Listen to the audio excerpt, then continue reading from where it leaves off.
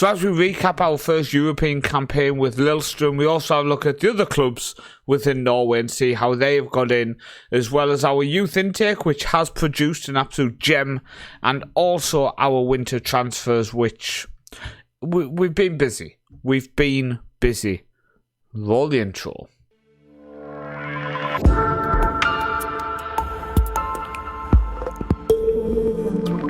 Let's start by having a look at our European campaign before Christmas, and we started in Europa League qualifying against Maribor, and we picked up a 0-0 draw to get going.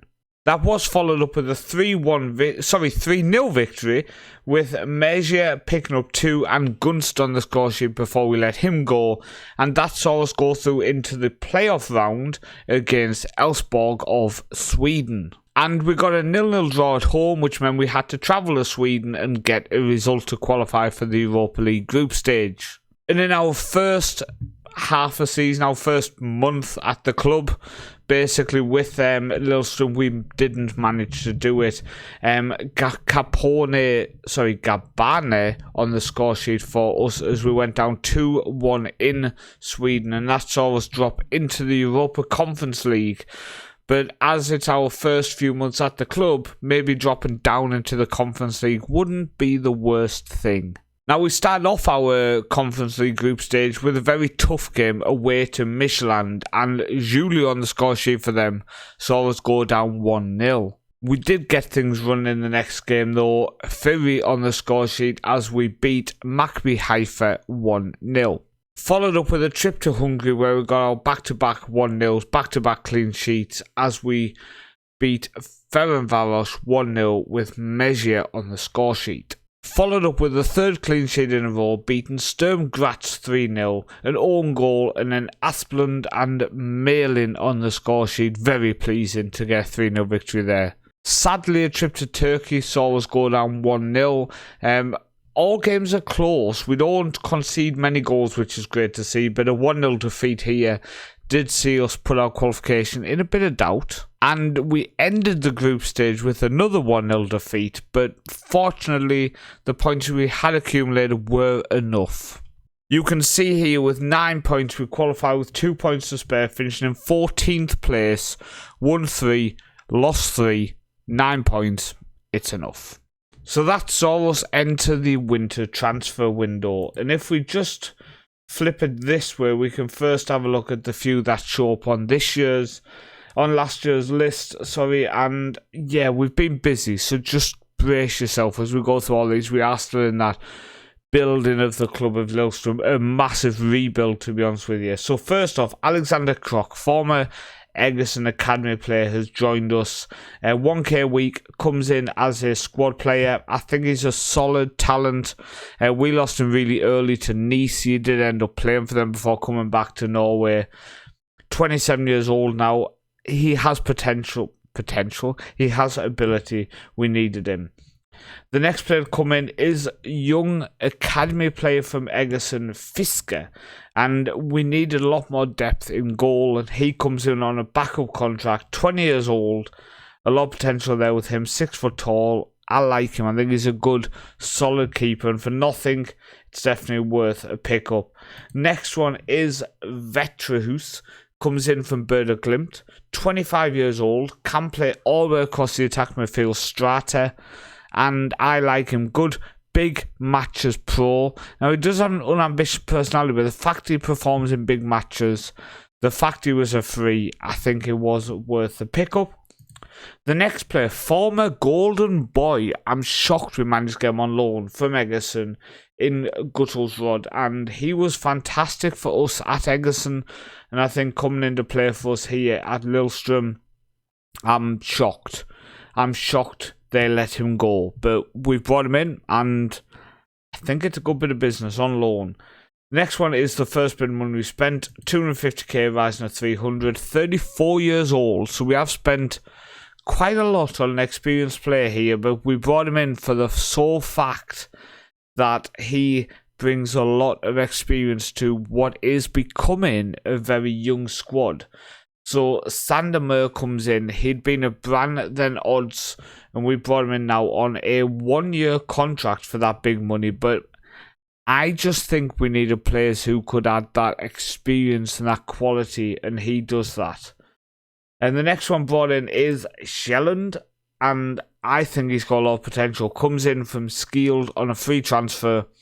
He's going to play for our B team mainly this year. He is in around the first team. We are retrained him as a deep lying midfielder. I think I'm going to retrain him as ball winning midfield with his tackling 10. I like him. I think he's a good player. Atle Sarheim comes in from Provercelli in Italy, another Norwegian, can play all the way down the right hand side as well as defensive mid. I signed him mainly as an option at right back. Again, we adding that depth, we adding that quality to the squad. Moving into the next year's list then, the next one to look at is Morten Morstad. You might recognise him, was with us at Egerton. Deep lying player in the midfield and very hard working player. Good determination, good bravery, good teamwork, good stamina. I'm really pleased with this one. Cost us $500,000, but again we add depth in that central midfield, and he is also Norwegian, which we've tried to add a lot more depth in that position. Now, next player coming in is our quality academy player in Nehemiah from our time at Egerton. This is a player who I absolutely loved and thought did have a lot of potential. You can see here, we've agreed to sign him for 2 years with Lillestrøm, so he's going with us all the way through this season and next season. His contract is currently running out at Egerton at the end of next season as well. I would love to have him with us long term here with Lillestrøm. I'm delighted to have brought him in. Now, in terms of our contract agreement, we are paying we're paying 22,000 a month. If we don't use him, we pay 100,000 a month. You got to play. You can see here, 85% of minutes played this month. He has to play a high percentage of minutes, or we are going to have to pay 100k. I don't know exactly what the percentage is to fall under this bracket of playing monthly fee, but I guess we'll find out, won't we? Now, the next player was an absolute steal. I tried to sign him on loan from Egerton as our first choice keeper, Lingstad, who was our backup at Egerton, but they weren't interested. Then about a week later, they agreed to mutually terminate his contract. So we've now signed him as our first choice goalkeeper, and aged only 23 now. He was with the club for 6 years at Egerton. He's now come to Lillestrøm. Really, really pleased with that. The next two, I think, are gems. So first off, Hagelin from Elfsborg for 925k is an absolute steal. He's already got 5 and 7 in the league for us, and I'm really pleased with this as a striker. Aged only 20, a Northern European player as well. I do think he could bang in a lot of goals. Then also Janti comes in, who is a Finnish attacker midfielder from Finland. He's not finished. And I've retrained him to play on the left wing. He can play attacker mid and striker. I like him. I really do. I actually brought him in. Couldn't see all his attributes. I brought him in with the intention of playing him for our B team this year, but he's just started to push his way into the first team already, and I really do think he's a solid player. That's a lot of ins. So we brought in 1, 2, 3. Let me just check this list. 3, 4, 5, 6. We brought in 6 players who played with us at Egerton over the winter, and yeah, talk about going with them safe signings as we look to build the squad. Now, in terms of the outs, who's left us then so far? Nunes ended up going to Deportivos for 800k. Ortega's gone on loan to Deportivo La Coruña. Carbane's gone to Calibre for $500,000. A couple of players going out on a free. And then onto this year's list, Measure went to Velges for 625k. Hyung went to South Korea to Pohang Steelers on a free. Dooku went to Cali for 135k. Brennan went to Elfsborg on loan, where they are paying his wages. And Della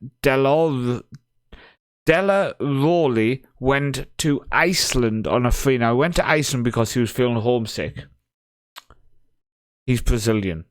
But he went to Iceland because he was feeling homesick. Again, He's Brazilian. Work that out. But that has left us in a position now where we only have 6 non-homegrown players at the minute. And bear in mind, when we took over, there was 25 in the first team of a maximum of 9. So we've completely rebuilt the squad. Now, the only challenge we were going to have was a lot of these players couldn't be registered for the knockout rounds of the Europa League. Now, in the playoff round, we got drawn against FCSB from Romania, and we got a 3-2 victory away from home. Really pleased with this. Flindra getting 2 for us, and Valvig on the score sheet before we beat them 2-1 at home. Atkinson and Fury on the score sheet, a 5-3 on aggregate saw us into the round of 16. Now, you would have just seen a spoiler. We didn't go any further. Unfortunately, we came up against Feyenoord, and like I said, one of the biggest issues was half our squad was not registered, and we could only add 3 new players. Gutters Rodgers on the score sheet, who we did register with a 1-1 at home before we lost 2-0 away. But we got to the round of 16 with a squad that was in the middle of a huge rebuild, a total rejig of our squad, and we are looking really decent now. When you look at this, Lingstad in goal, Kieta, who has continued to develop and continuing to look really, really good, Sundre, Martican and Atkinson as our back 4. Moristad has been playing recently, but it is mainly, where is he? Merlin, who has been in here alongside Nehemiah. And then you have Fury, you have Flynn Botton, and then we've also mainly been using, if I can find him, Gutters Rod, who is on international duty at the minute, in attacking mid, and Hagelin up top. Our team is looking a lot better. At the end of this season, I'm looking forward to the end of season review so we can go into deep detail about this squad.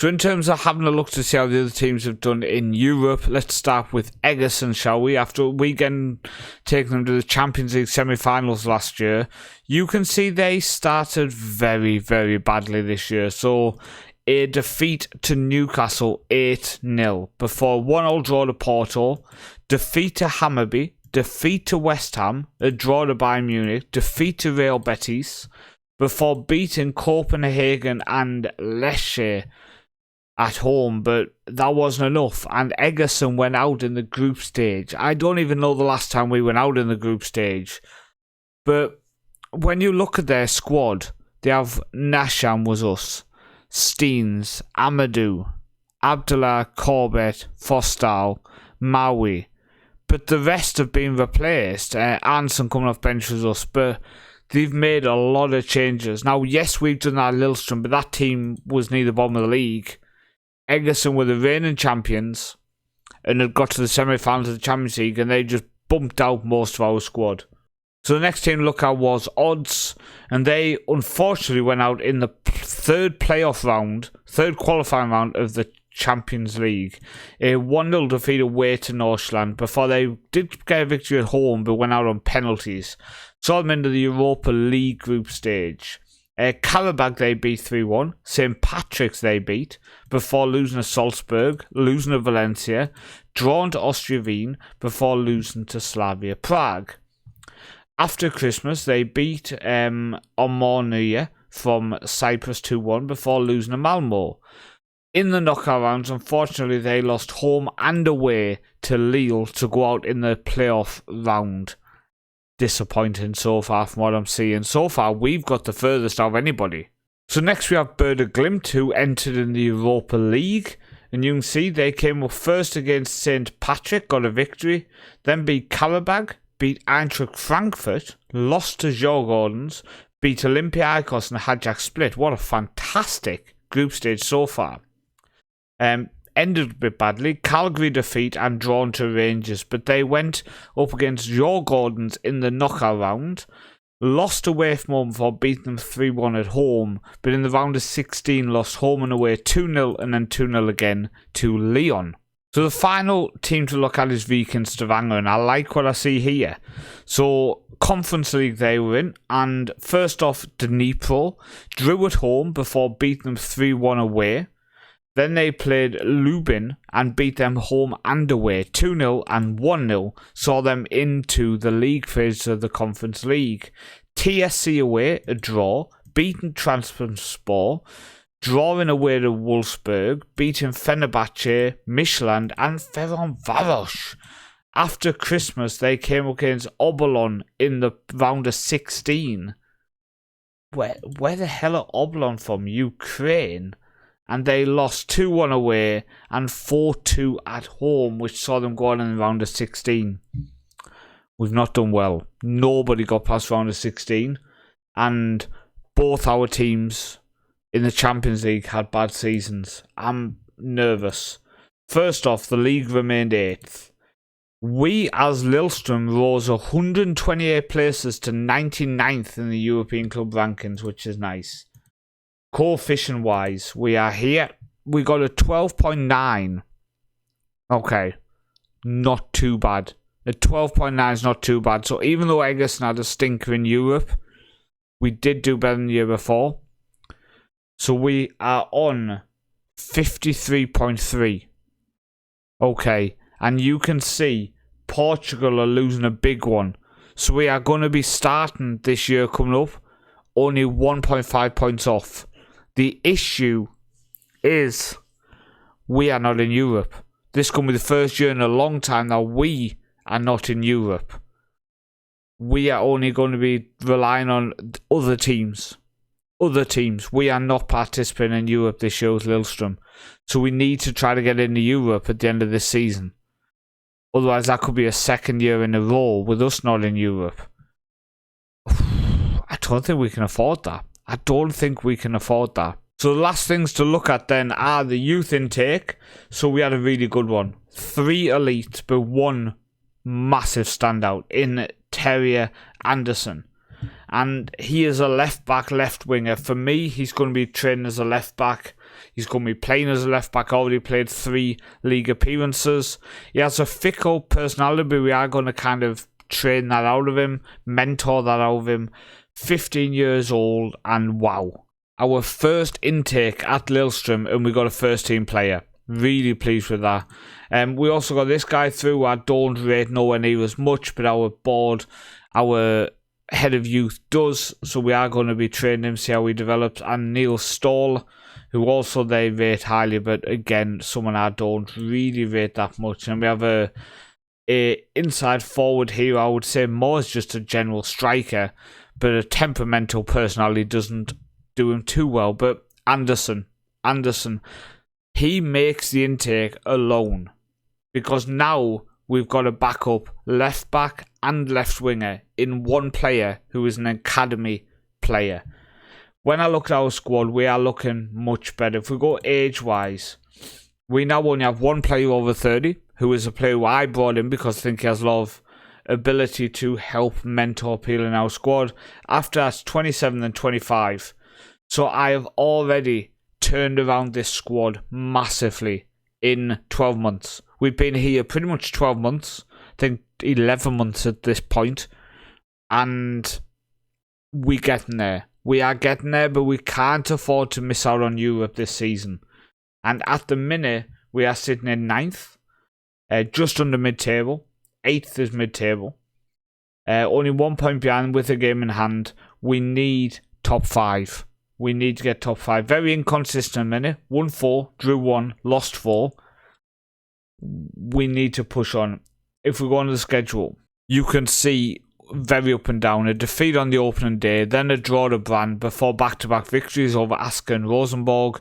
We then slipped up after leading against Egersons. We had a man sent off in Firry, and then Berdeglimt and Viken. So we've struggled against the big boys in the league. Egerson, Berdeglimt and Viken all are in Europe.